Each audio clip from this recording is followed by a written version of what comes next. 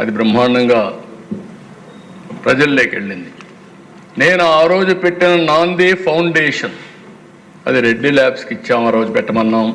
అది పెట్టిన తర్వాత ఆనంద్ మహేంద్ర ఇప్పుడు హ్యాండిల్ చేస్తున్నారు, మహేంద్ర గ్రూప్ చైర్మన్. నాంది ఫౌండేషన్ ఫస్ట్ టైం ఈ యొక్క అరకు కాఫీ ప్యారిస్లో పెట్టారు. ఈరోజు ప్రపంచం అంతా వెళ్ళే పరిస్థితి వస్తుంది. మొన్న ఒక అతను వచ్చి నేచర్ అరకు కాఫీతో ఒక ఒప్పందం చేసుకున్నాం. అతనికి ఒక అభిమానం ఉంది, ఇక్కడే పుట్టాడు, విశాఖపట్నంలో ఉంటాడు, ఒక వర్మ అనే ఒక వ్యక్తి. అతను దీన్ని నేను ప్రమోట్ చేస్తాను, దీన్ని ప్రపంచం అంతా ప్రమోట్ చేయాలనుకుంటున్నాను, ఇక్కడ కూడా నేను ప్రమోట్ చేస్తానని మహిళలతో డాక్రా సంఘాలతో ఒక ఎంఓయూ చేశారు. 200 అరకు కాఫీ అవుట్లెట్స్ పెట్టడానికి. ప్రోడక్ట్స్ నేను చూశాను, చాలా బాగుంది.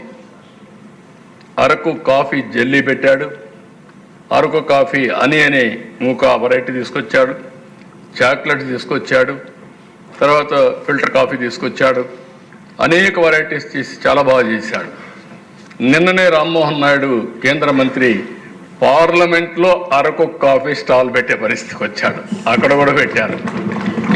నేను ఇప్పుడే అడుగుతున్న అధ్యక్ష, మీ ద్వారా స్పీకర్ గారు డిప్యూటీ స్పీకర్ గారు ఇద్దరు ఆలోచించి ప్రపంచం అంతా టేస్ట్ చేస్తున్నారు అరకు కాఫీని, మన అసెంబ్లీలో కూడా పెట్టాల్సిన అవసరం ఉంది. ఎవరికైనా బోర్ కొడితే ఒక్కసారి పోయేసి ఫ్రెష్ అయ్యి ఒక అరకు కాఫీ దాకా వస్తే బ్రహ్మాండమైన శక్తి వస్తుంది.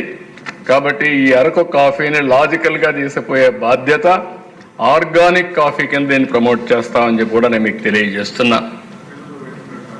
అసెంబ్లీలో పెడతాం.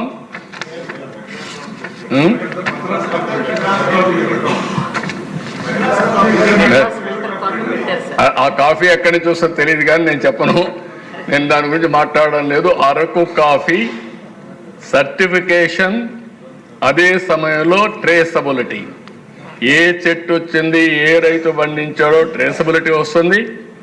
మీరు తాగేది ఆర్గానిక్ కాఫీ అవునా కాదా కూడా సర్టిఫికేషన్ ఉంటుంది. మీరు తాగేటప్పుడే ఒకసారి చూసుకొని తాగొచ్చు. ఆ గ్యారంటీ నేను ఇస్తున్నా. అరకు కాఫీ క్వాలిటీ గ్యారంటీ నాదని మీ అందరికీ